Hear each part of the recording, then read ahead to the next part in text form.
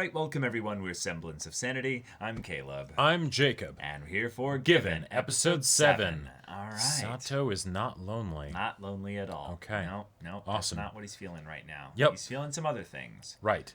And Uenoyama might be feeling a little bit jealous, and maybe he's starting to realize that these feelings that he has, it's not just because he really likes Sato's voice, but maybe he likes him. Yeah. And Yep. we'll just have to see where that actually develops into communication. Right. Because right now, a lot of their stuff is keeping them apart in terms of actual deep communication. But to be fair, you have to start off slow before you can move things into romantic connections. Indeed. And they have some very good friends that can help support them through that and give them space where needed. Looking at you, Kaji, you are fantastic and awesome and amazing and wonderful. And they also have a couple of years on them, so they actually know a lot of the things that they can help them avoid as far as just classic mistakes as you're figuring out your feelings for another person. So, all right. Yeah, y'all, without further ado, let's get into this. All right, everyone, now be sure to go check out the reaction portion of the video in the description below, then come back here for the discussion.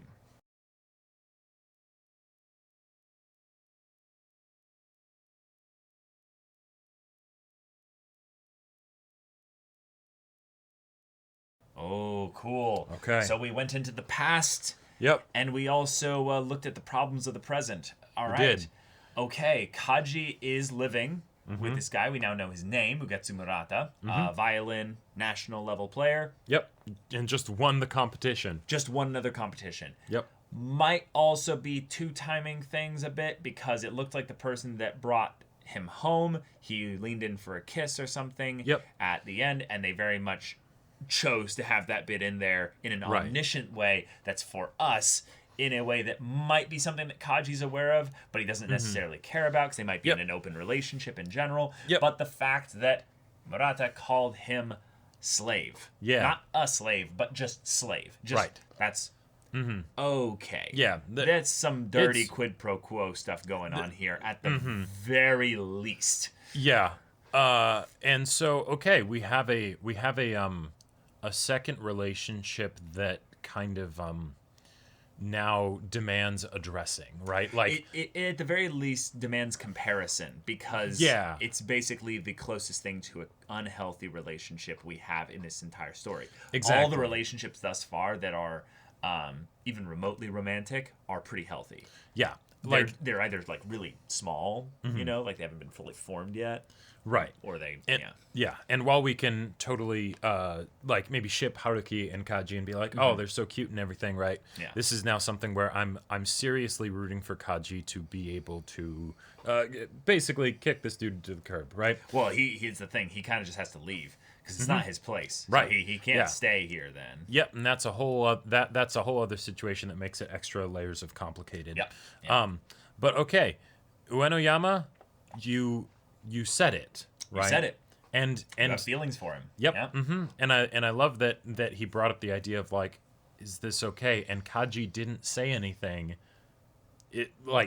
about that. He didn't give him some answer or whatever. It was just, well, you'll have to figure out what approach you're going to take with this is, right? But Kaji did make that excellent play of being like, well, hey, I like guys too. Yeah. Are you going to judge me for that? Right. Whatever. Yeah. Yeah. There you go. Boom. This is so exciting. This is so cool because Mafia is a character that's so layered behind the pain and the mystery of his past that we don't really know him truly yet. Right. But Uenoyama is just a painfully obvious boy. His emotions are written on his face. He doesn't know what he's doing. Faces were really good. It's so hilarious seeing him just stumble around, and yet I'm like, oh, my boy. Yeah. There's so much you're needlessly struggling through right now if you just talked about this with people. And thankfully, Kaji is like, okay, I'm going to tag team him for the first one. Haruki, now you've got him. Yeah. Follow up with him. Right. Haru. It's like, not Haruki, but Haru. And he's like, I feel like while Kaji has definitely been established to kind of be oblivious in some cases, like with Uenoyama's sister and everything. Sure. I feel like maybe he's not as oblivious as we might have assumed, right? And think so? And that maybe I mean, okay. It would take on another level of painful if it's that he's doing all of this without realizing it, and that's what makes it worse for Haruki. No. See, this is the thing. There's a third scenario that's very, very probable as well. Is the idea that he's absolutely aware of what he's doing, right? But he has no knowledge of whether or not Haruki likes him. Sure. He's flirting intentionally, trying to get a response, and his obliviousness comes through in that he doesn't know that Haruki is in love with him. Right. Like that could be it. Where he could see it as totally just being like part of the playful banter. Right, you know? right. Because they're good friends too. Yeah, exactly. Like, right. And it's the hey, take care of this. One of the things that is really fun, and that's how you can know that you're in a real, like, one of the ways that I know if this ever happens that I'm in a really good friendship with somebody is when we basically start flirting completely, not seriously flirting, but just like flirting because, and it's like, hey baby, can you do this for me? Right? And it's like, sure thing. Anything for you. Right. Yeah, exactly. Like, what, you bitch? You didn't return my calls last night. Have you been cheating on me? Like that's the good shit, right? So I could totally see it just being that from Kaji's perspective, and yet from Haruki's perspective, he's like, marry me, you know, right? Yeah, but miscommunication, romantic humor drama is amazing. Yep. All right, but the speed at which Mafuyu will burst out a lot of progress with his music based on the communication that is had from the other people in the band. And it's important to draw a connection here. When Mafuyu gets that slight little bit of uncomfortable pressure from Uenoyama, Haruki's like, whoa, wait. Like, stop him. Yep. That still made Mafuyu want to then go and put a ton of extra effort in. Right. And he did. He bursted out a bunch. He ends up sleeping a bunch in class. It's the kind of thing where they're like, wait a minute, he suddenly improved a lot. Yeah. Okay. Now, taking that in context with what happens later in the episode, the idea that he could end up getting swallowed by Mafuyu's sound, he could end up probably losing a bit of sight of what he brings to the band and focus too much on Mafuyu because he's in love with him. Right. But also, dude, remember that point where you heard his voice and you went back and you practiced even more. Your passion came back. Your sister was looking at you funny. It was just like, well, who is this Uenoyama? Right. Like, that is also something you can channel into your playing in a similar way that Mafuyu needs to be able to figure out how to channel his past into the writing of the lyrics. Right. And that means that, you know, when you look at who you're directing your energy towards, if it's directed towards you, you can only go so far in that you become like self-absorbed and you end up losing sight of the reality. Sure, that's a different problem. That's a different problem on the other side of things there. But if your energy is primarily being divested to only those around you, you end up not leaving any for yourself, and then you don't basically grow. You don't make progress. So now you're the stagnant one in this case. Whereas Mafuyu, even though he's barely receiving a passing grade with his playing, his skills, you know. Yeah. Yeah, you were kind of the leading shining star of the band, Uenoyama. You're the young genius in this group. Right. So where is that? Yeah. Yeah. Now, he might be the kind of guy that can only do one thing at a time, you know? I could totally see him. Because he's still young, you know? He hasn't figured out how to manage himself properly. I definitely could see that, but at the same time, it's something where I like how the romantic conflict syncs up very nicely with the musical conflict. Because with Sato, it's a lot more straightforward, right? Way more. He's got to deal with his past. That'll come out in a beautiful song, right? We see it in the OP. It's going to be fantastic, right? With Uenoyama, dealing with these feelings, well, he's already got the musical thing figured out, right? Well, yes, but actually no. Like not really, because we saw at the beginning of the show, he didn't really have any passion for it, right? And you need passion for music. Like, if you play all the right notes, but there's no feeling behind it, people will be able to tell. People will very much be able to tell. And the reason why you loved Mafuyu singing so much is because even if it wasn't technically good, you could feel the passion behind it. You could feel the emotion. Yep. Now, obviously Uenoyama, of all the 4 members of the band, has probably the biggest issue tapping into his emotions, and they're literally using the romance as a side of that as well. Yep. But, bro, one of the things that's really cool about love is that it is both a sap on your energy and a fount of energy. Right. So well said. If you understand when it's being a sap to your energy and you let it kind of run its course, and then you go and take a nap because, you know, right. Don't keep it bottled up and stuff. Yeah. Let it happen. Then when you're having those moments where you're like, God, I feel so just energized because of this person. Yep. Lean into that. Understand that, like seasons, there's an ebb and flow with this whole thing. And I mean, I think this is just so relatable because anytime you think back to like high school, like crushes or times where you fell in love or something like that, there's that point where good times, because there's something innocent about it where even though most of it was like a lust crush, basically, where you're like, you know, or what have you, and then it's just like, whoa, or it's the thing of where, oh my God, I don't know what to feel about this. This is crazy.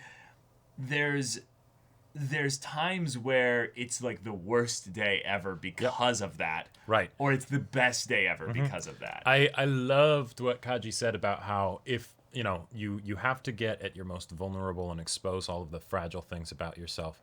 And if the other person tries to hurt you with any kind of intent, it's fatal. Yeah.